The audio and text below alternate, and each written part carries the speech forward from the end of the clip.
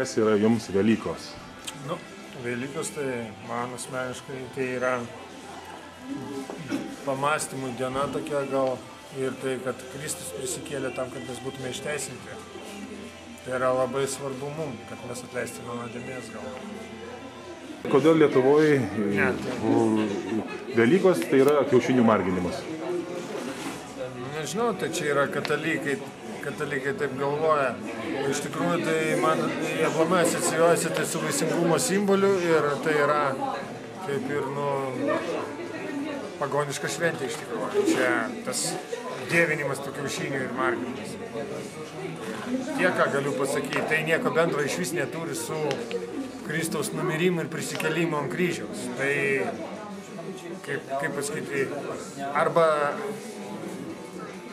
nežinau, kaip čia geriau apibūdinti, tai yra religija, žodžiu, katalikiškas variantas.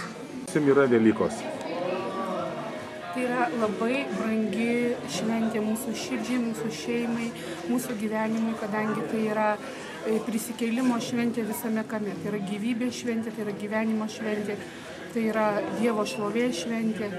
Ir kada mes švenčiame prisikėlimą ir tikime juo, mūsų visas gyvenimas prisikelia, kiekviena situacija, kiekviena problema, jinai išnyksta ir viskas būna prisikėlimo Dievo Jėzaus Kristaus prisikėlimo jėgoje.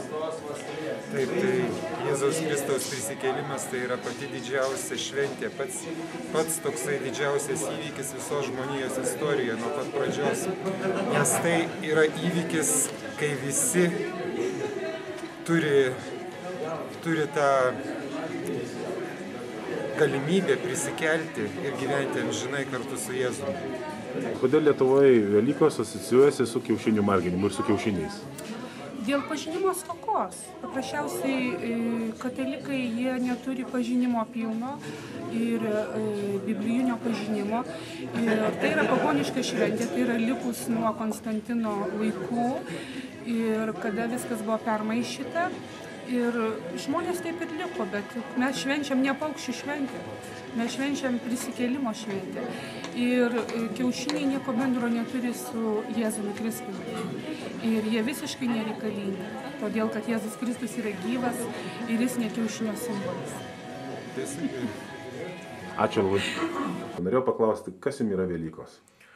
Velykos tai ši nuostabi yra šventė, nes per Velykas prisikėlė Kristus. Ir dėl to švenčia visi krikščionys šią šventę, nes vienintelis Jėzus Kristus Dievas, kuris numirė, ir vienintelis Kristus jis prisikėlė iš numirusių. Joks kitas Dievas to negalėjo padaryti. Dėl to mes švenčiame į šią nuostabią šventę, nes per Kristaus prisikėlimą buvo nugalėta mirtis. Ir mums mirtis neturi galios. Fizinė mirtis, kūnas jisai numirs, bet siela jinai gyvens amžinai. Tai ši nuostabi šventė ir yra Velykos. O kodėl, kaip jūs pasakytumėt, kodėl Lietuvoje Velykos asocijuojasi su kiaušiniais ir kiaušinių marginimu? Todėl, kad mūsų Lietuva yra pagonių šalis ir dėl to lietuviai jie švenčia į Velykas asocijuodami su kiaušiniais, nes jie neva vadina tai gyvybės simbolius. Bet aš tai labiau padaryčiau taip, kad galbūt galėtų žmonės galbūt labiau arba kokį kryžių, arba akmenį pavaizduoti, nes akmuo buvo nuridentas. Pats nelabai suprantu, kodėl žmonės būtent įsirinko kiaušinį. Gal dėl to, kaip ir minėjau, kad kiaušinis simbolizuoja gyvybę. Ačiū už interviu, gražios jums šventės. Eilinį kartą laidos ypatinga nuomonė žiūrovai, klausytojai. Šiandien visus kalbinam, kas yra Velykos. Taip pat norėčiau pasakyti savo nuomonę. Lietuvoje Velykos yra užmirštos iš tikrųjų, nes Velykos yra Kristaus prisikėlimas. O televizijoje, visose mass medijoje, visose masinės informavimo priemonėse visur mes girdim kiaušiniai, kiaušinių dažymas ir stalas, vėl kai kas ir girtuokliavimas. Taip išeina, kad Kristaus gimtadienis, ne gimtadienis, o prisikėlimas, jis yra net užmirštas. Visur turime akcentuoti, kad Velykos tai yra Kristaus prisikėlimas. Tai nėra kiaušinių marginimas, tai nėra kiaušinių valgymas, nes tai yra pagoniška šventė ir jinai su krikščionybė neturi nieko bendro.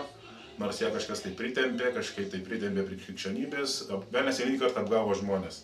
Visa esmė yra, kad Velykos yra Kristaus mirtis ir prisikėlimas. Čia Kristus numirė už žmoniją, aukojo savo gyvybę, prisikėlė ir tik tikėdami jo auką mes galime išsigelbėti. Tai to linkiu visiems žiūrovam, būkite atidūs ir neapsigaukite.